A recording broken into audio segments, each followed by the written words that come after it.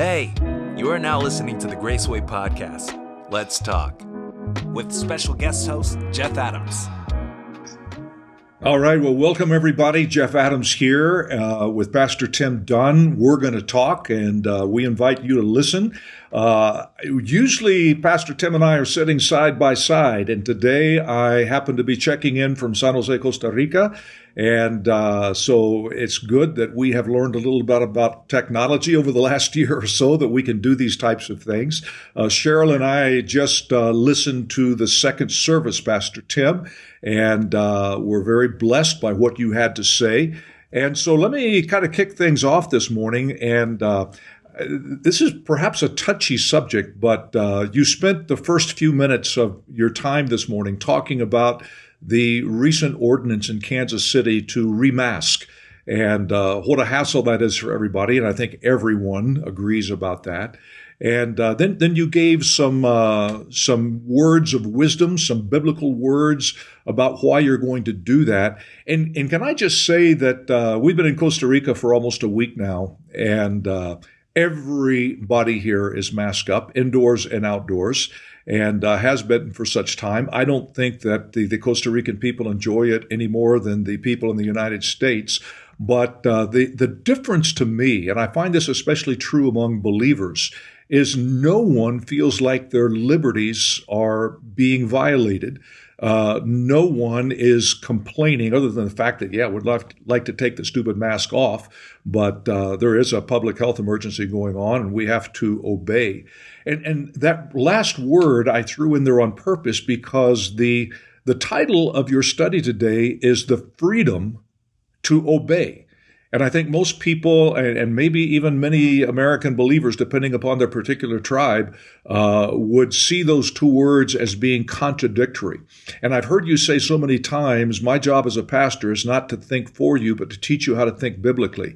So would you, as Pastor Tim right now, help us to think through this thing biblically? And how does this connect to your message? Because you said, okay, I'm done with this. Now let's move into 1 John. And I'm sitting here thinking, you've just been teaching us what you're going to teach us. Do you see that connection? Does that make sense to you?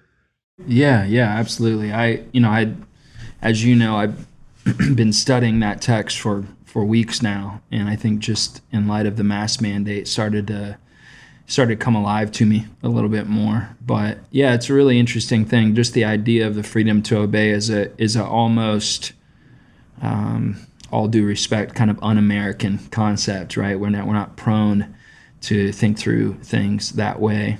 And it's been fascinating to me. I don't want to dive too deep into it, I suppose, but it's just been fascinating, kind of the outright rejection of Romans 13, the idea that God sovereignly appoints leaders, even when they make no profession of faith or Christian ideals or ethics. God still says, I put him there and I'm ultimately in charge, and calls us to obey and calls us to, we have the freedom to obey because our ultimate trust isn't in that leader. Our ultimate trust is in the God who sovereignly appointed him there.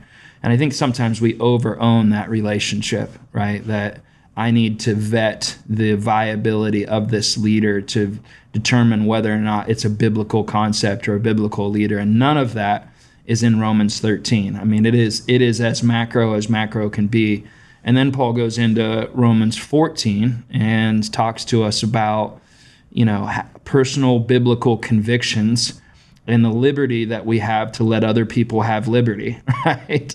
And I think that's another, we read that in our Bible reading group, you and I did today. And I just thought it was so helpful and so timely. And then, John comes in and I just think it's such a different worldview right now than has ever been in my life, that all of these concepts are met with cynicism. All these concepts are met with suspicion. The truth is really up for grabs and irrelevant. But I think as Christians, we really have to get back to the simple, basic truth-telling, simple, basic Bible-believing, simple, basic, if the Bible says it, I'm called to believe it and then act on it. And I think the intersection of that is pretty obvious, right? Things like masks, things like, some of the behaviors that we're called to have around this pandemic. And you and I have talked at really significant length. Nobody is enjoying this process. Nobody.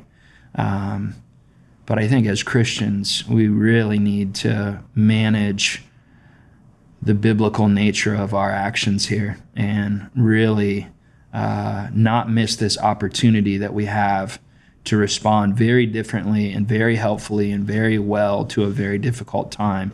But in order to do that, we're going to have to choose to believe some different things and act some different ways. So I don't know. I'm interested from your vantage point, since we're just talking. Does this feel unique, the level of vitriol, the level of compartmentalization? Does it feel unique to you in time and ministry, or would you say that we've been here before, or how would you be processing that? Well, just to be a little open about my own personal life, I am in my 70s now. Right.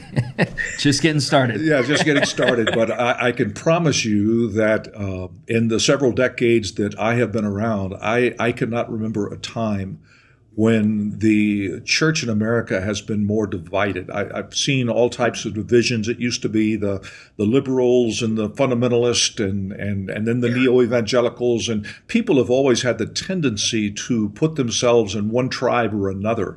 But it just seems like the level of, just lack of honor and respect. People could disagree. Like, I disagree with him because of this or that. And you said something last week in your study that you really bared your heart, and you said, I'm worried for the church. And you used church in the sense of capital C. In other words, the church in general.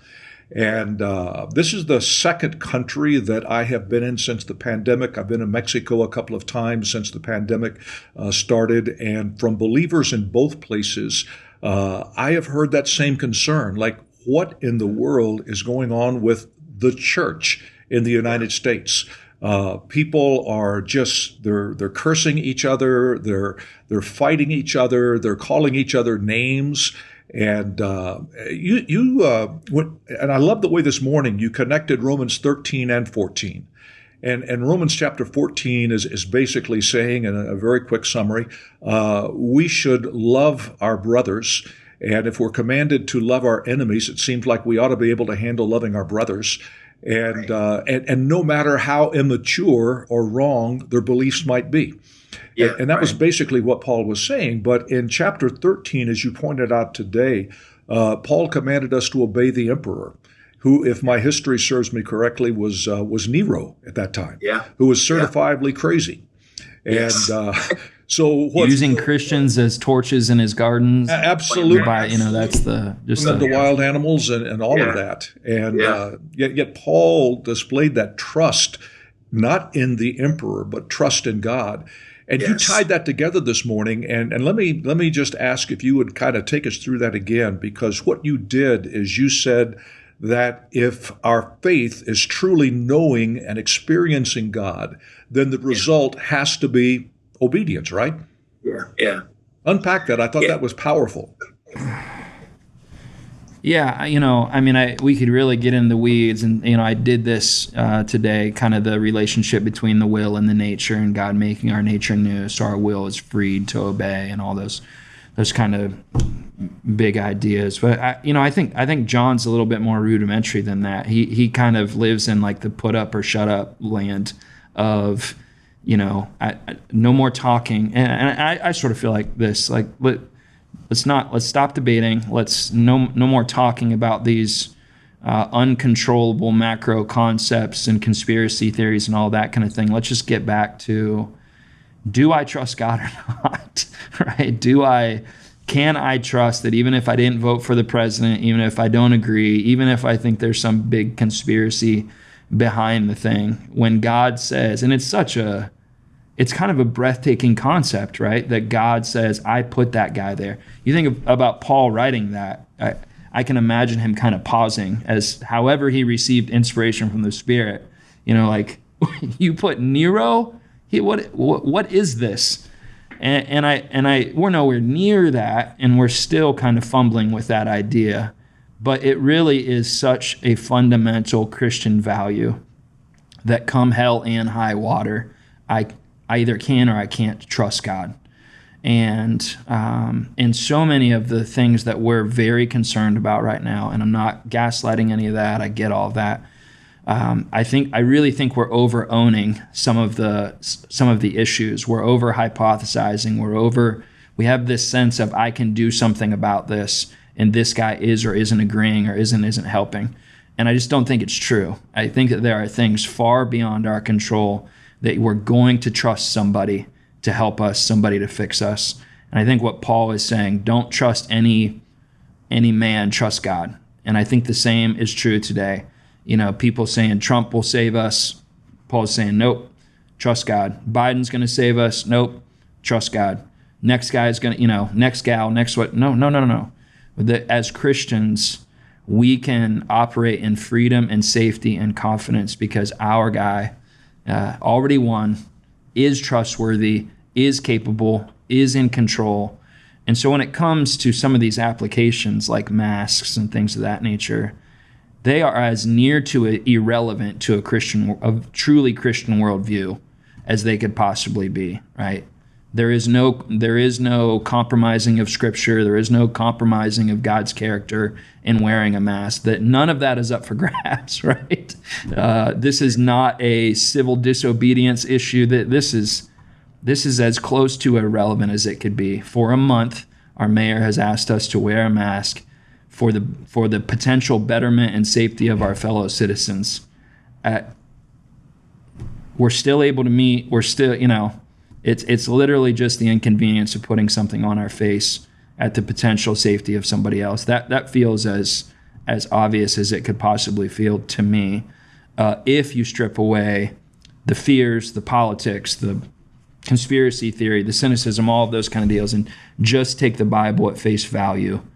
Can I trust God in this? Is the Bible being compromised? Yes, I can, and no, it isn't. Okay, I'm wearing a mask. Yeah, exactly. You said something else today that got me thinking. You said the aim of obedience is for the love of God to touch every part of our being. And you and I have talked before about our tendency. We all have it. I have it. You have it. We love to compartmentalize our lives. But it seems like right now that is what is happening. And what I'm hearing you say, correct me if I'm wrong, is that the love of God should really break down the barriers of the compartments in our life. And it's almost like what is happening today in so many parts of the church is our political or societal views are influencing our Christianity rather than our Christianity influencing our views of society and politics. Yeah, absolutely. Yeah, and I think, it's what we talked about last week. I view God through my relationships instead of my relationships through God, and culture and society, and we could go on and on and on. But yeah, I think that for me anyways, that let the love of God touching every area of my life rather than, and obviously we would say the holiness of God, but we are prone to reduce this to morality and ethic and theology, right? And there is something to the love of God that for me anyways brings a temperament and a posture with it, right? God softening me, God drawing me, God compelling me in a way that kind of the rigidity of I'm going to follow the rules so God is happy. No, God's already happy with you in Jesus. And part of maturity being twofold, and I just touched on this today, maturity being the ability to receive the love of God. And the longer I'm a Christian, the more I feel like that is maybe the truest test of maturity. The ability, if people could truly receive the love of God and its effect on them, you just think about who that person would be.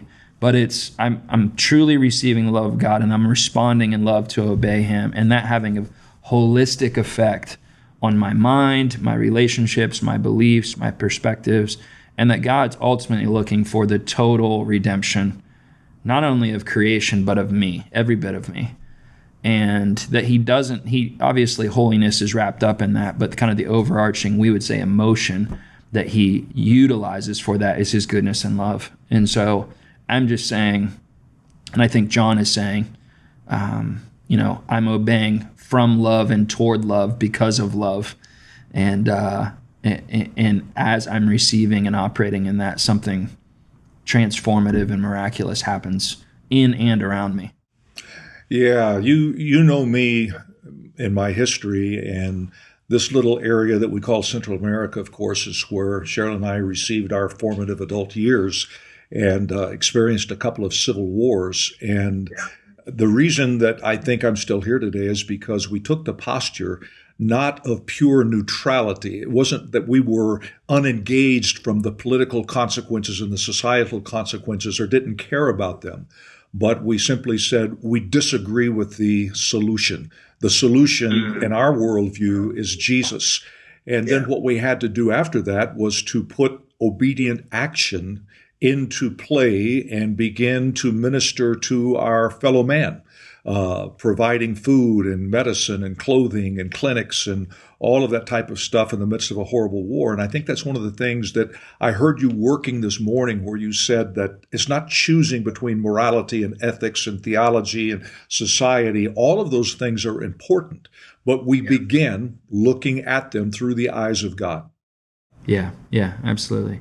God and relationship, I think, is the two pieces that. And I think, you and I have spent a lot of time talking about kind of your ministry philosophy as it was shaped in a civil war in Central America. But it is interesting. Your theology was under pressure, right? And God used that pressure to bring you to, I think John would say, a biblical position. I do worry sometimes that we are coming to these positions in comfort, not in pressure, right? And there is something about, in the history of the church, us just being forced to the brass tacks of what God says and doesn't say that we don't have right now. We have so much abundance and so much comfort and so much hypothesis and so much privilege to be as cynical as we want, right? That I'm afraid about the conclusions that we're coming to, that you didn't have the luxury of coming to those in the middle of a civil war. What do you think about that? Yeah, You're squinting. I'm fascinated listening to you talk. I had never quite thought of it that way, but you're right. Our theology was greatly under pressure. And in fact, you might say it was definitely a life and death situation. But what I'm seeing happen now in the American church is kind of the opposite, because I'm looking for my comfort level. I'm looking for my rights, and to exercise my rights, I'm putting other people in a life and death situation. Yes. Yeah, that's interesting. Yeah, that is interesting. I never quite thought of it like that. So let me ask you one other question. We'll kind of change the tune a little bit. People are probably bored of us making people mad right now. Yeah, thanks a lot. I'm getting lots of emails on this one. We're both in trouble now. That's right. Yeah. So you said something else this morning that I think is really important. And John does this quite a bit in his 3 little epistles at the end of the New Testament, where he talks about little children, and he talks about young men and young women, and he talks about older men and older women that he calls fathers or mothers. And you were talking about Graceway being not just a multicultural church, but a multi-generational church, and how we have the tendency to group with people that are like us and speculate and assume as to why that other group doesn't reach out to me. Could you unpack that a little bit for us? How do we avoid that? How do we deal with that? And what would you expect as lead pastor for these various tribes within the tribe? What would you expect for them to do? Yeah, that's good. Yeah, I think if I could just less philosophically and just, from my seat as lead pastor, number one, I'm incredibly grateful for what Graceway is. The multiculturalism, multi-ethnicity, multi-generational elements of our church that God has provided to us, and that really you led this church to receive and celebrate during your time and tenure. And I think there's some uniqueness to that, right? I mean, we are especially those things. It's wrapped up into our DNA. I just wanted to ring the bell today and say, yeah, it's good. I'm glad, but we still have cliques and tribalism, in our church experience. And even though we're all sitting in the same room, and even though that makes us unique compared to maybe some other places, we're still not fully integrated in the way that the gospel requires of us. And I think the response to that is that what I would hope for, first for myself, in my leadership and relationships here, but for anybody, is don't wait on somebody else to.